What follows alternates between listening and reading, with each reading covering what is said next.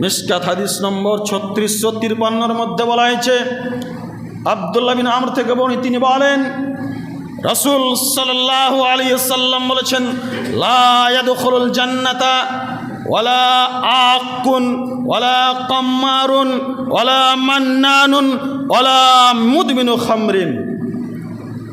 এই হাদিসে 4 শ্রেণীর লোকের কথা রাসূল সাল্লাল্লাহু আলাইহি ওয়াসাল্লাম বলেছেন যে এরা জান্নাতে যাবে না, এরা জান্নাতে প্রবেশ করবে না।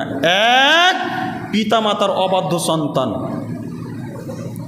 যে পিতামাতার কথা মতো চলে না, যে পিতামাতাকে গালি দেয়, যে পিতামাতার সেবা করে না, বৃদ্ধ বয়সে পিতামাতা বিছানায় পড়ে আছে, এমত অবস্থায় যেই সন্তান, যেই ছেলে পিতামাতার দিকে ঘুরে তাকায় না, তাকে খেতে দেয় না, পেশাব পায়খানা থেকে পরিষ্কার পরিচ্ছন্ন করে না, ডাক্তারের বাড়ি নিয়ে যায় না, তার সেবা করে না, তাকে গালি দেয়, ওই বৃদ্ধ অবস্থায় পিতামাতাকে বকাঝকা করে, এই ছেলেই হচ্ছে পিতামাতার অবাধ্য সন্তান।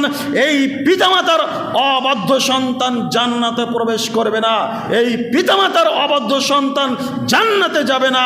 দ্বিতীয় নম্বরে রাসূল সাল্লাল্লাহু আলাইহি ওয়াসাল্লাম বলেছেন, ওয়ালা কাম্মার, যারা লটারি ও জুয়াতে অংশগ্রহণ করে।